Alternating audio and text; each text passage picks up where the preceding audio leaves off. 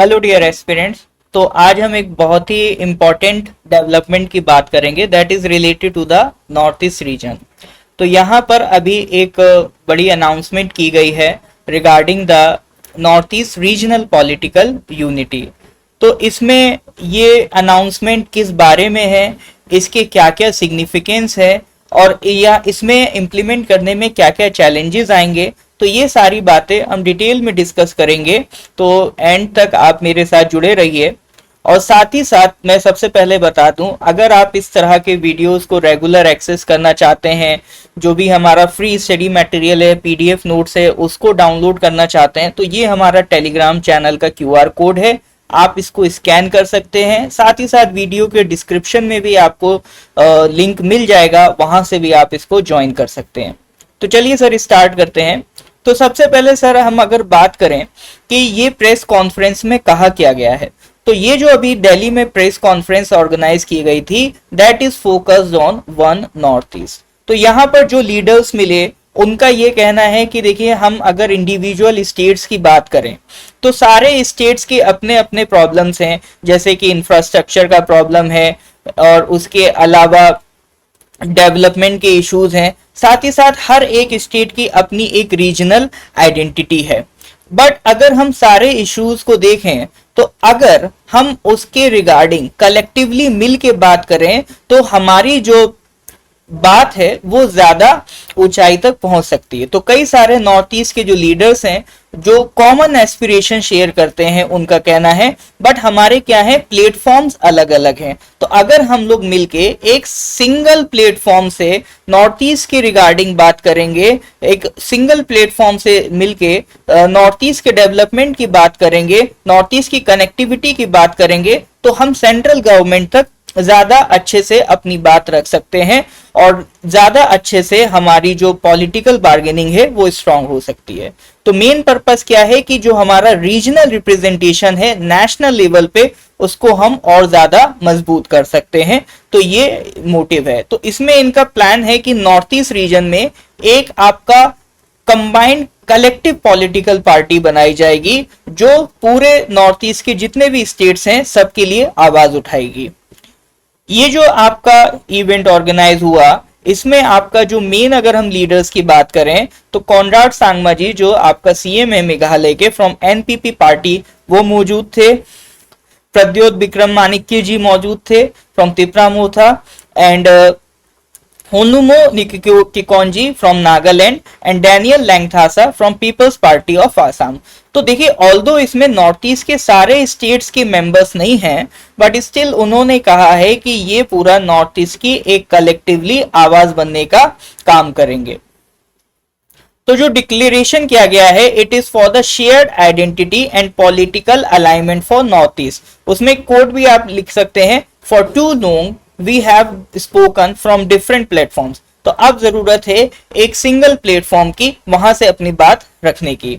तो purpose simple यही है कि नॉर्थ ईस्ट को रिप्रेजेंट करना है with in and outside region एक सिंगल यूनिफाइड वॉइस के साथ।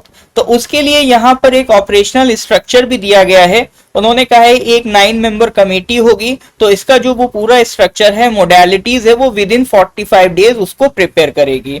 और उनका टास्क होगा कि जो भी एक सिंगल पॉलिटिकल फ्रंट बन रहा है उसका क्या सिंबल होगा, फ्लैग होगा, मर्जर फ्रेमवर्क कैसे होगा, क्योंकि अलग अलग स्टेट्स में अलग अलग रीजनल पॉलिटिकल पार्टीज हैं, वो मर्ज करेंगी, फिर उनका लीडरशिप स्ट्रक्चर कैसा होगा, तो ये सारी चीजों को ये फाइनलाइज करेगा। देखिए, उन्होंने ये बात क्लियर बोल रखी है कि हमारा इंटेंशन ऐसा नहीं है कि हम सेंट्रल गवर्नमेंट से अलग तरीके से बात करना चाहते हैं या सेंट्रल गवर्नमेंट को किसी तरह से अपोज करना चाहते हैं। हमारा सिंपल इंटेंशन ये है कि हम मिल के काम करना चाहते हैं। नेक्स्ट, इससे सिग्निफिकेंस अगर हम बात करें क्या क्या इंपैक्ट पड़ सकता है, तो हायर बार्गेनिंग पावर मिलेगी नेशनल लेवल पे। जो एक कलेक्टिवली नॉर्थ ईस्ट का वोट बेस है वो कंसोलिडेट होगा। तो यहां पर मेरा आपसे क्वेश्चन भी है कि अगर नॉर्थ ईस्ट के हम सारी लोकसभा सीट्स मिला दें तो आपको कमेंट सेक्शन में बताना है कि कलेक्टिवली नॉर्थ ईस्ट की कितनी लोकसभा सीट्स हैं और कितनी राज्यसभा सीट्स हैं। तो इसका आंसर आपको कमेंट सेक्शन में मेंशन करना है। तो एक कलेक्टिव नॉर्थ ईस्ट की आइडेंटिटी डेवलप होगी, रीजनल इश्यूज का बेटर कोऑर्डिनेशन होगा। जो भी हमारा इंफ्रास्ट्रक्चर बन रहा है, मान लीजिए जो भी रोडवेज बन रहे हैं, तो अगर कोई रोड इंफ्रास्ट्रक्चर अलग अलग स्टेट से होके गुजर रहा है, तो अगर एक पॉलिटिकल फ्रंट होगा तो उसको कोऑर्डिनेट करने में भी ज्यादा आसानी होगी। आपका इंफ्रास्ट्रक्चर कनेक्टिविटी को तो बूस्ट मिलेगा ही मिलेगा, साथ ही साथ जो नॉर्थ ईस्ट के यूथ हैं और जो इंडिजीनियस वॉइसेस हैं उनको भी ज्यादा पावर मिलेगी, ज्यादा रीच मिलेगी अगर वो कलेक्टिवली नॉर्थ ईस्ट के रिप्रेजेंटेटिव होके बात करेंगे। बट इसमें कुछ कुछ चैलेंजेस हैं। चैलेंजेस की मैं अगर बात करूं तो देखिए, ऑल्दो नॉर्थ ईस्ट अपने आप में एक पूरा रीजनल टेरिटरी है, बट नॉर्थ ईस्ट में भी अगर हम बात करें, वी हैव 8 स्टेट्स। तो 8 स्टेट्स में मल्टीपल 100+ ट्राइब्स हैं, मल्टीपल कल्चर्स हैं, मल्टीपल लैंग्वेजेस हैं, मल्टीपल एथनिसिटीज हैं। तो इतनी डाइवर्सिटी है, तो उसको साथ मिला के लेके चलना, तो that will be a challenge. उसके अलावा पार्टी अलग अलग हैं, तो उनको किस तरह से मर्ज किया जाएगा, अभी ये भी बताना बाकी है। साथ ही साथ अभी देखिए, एक हो जाएगा regional interest, that is for north east, और हर एक स्टेट का अपना एक इंडिविजुअल स्टेट। तो नॉर्थ ईस्ट का रीजनल स्टेट और स्टेट का इंडिविजुअल आपका जो इंटरेस्ट है उसको किस तरह से बैलेंस किया जाना है, वो भी देखना पड़ेगा। उसके अलावा एक ये यूनिटी लॉन्ग टर्म में चले, we have to ensure it. So next अगर हम बात करें इसका गवर्नेंस और डेवलपमेंट पे क्या इम्पैक्ट होगा, तो गवर्नेंस और डेवलपमेंट पे इम्पैक्ट की हम बात करें तो सबसे बड़ी बात तो देखिए, अगर नॉर्थ ईस्ट की कलेक्टिवली बात होगी तो सेंट्रल फंडिंग को ज्यादा तेजी से बढ़ाया जा सकता है। जो ट्रेड है, कनेक्टिविटी है और जो माइग्रेशन के इश्यूज हैं उनको और ज्यादा इंप्रूव किया जा सकता है। और भी जो नॉर्थ ईस्ट स्टेट्स के अक्रॉस जो पॉलिसी कोऑर्डिनेशन है उसको और बेटर किया जा सकता है, कि कोई पॉलिसी किसी स्टेट में है, कोई पॉलिसी किसी स्टेट में अलग तरीके से चल रही है, तो उनका एक बेटर कोऑर्डिनेशन हमें यहाँ पर देखने को मिल सकता है। तो ये इस न्यूज के रिगार्डिंग कुछ की पॉइंट्स है जिनको आप यूज कर सकते हैं अपने अलग अलग जो भी स्टेट पीसीस के एग्जाम्स हैं। अगर इससे रिलेटेड कोई आपसे क्वेश्चन पूछता है तो आंसर राइटिंग में आप इसको यूज कर सकते हैं।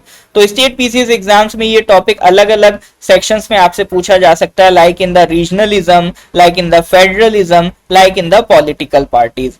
और ऐसे में भी ये टॉपिक आपका यूज हो सकता है एज अ केस स्टडी। साथ ही साथ करंट अफेयर सेक्शन के लिए तो ये टॉपिक इंपॉर्टेंट है ही।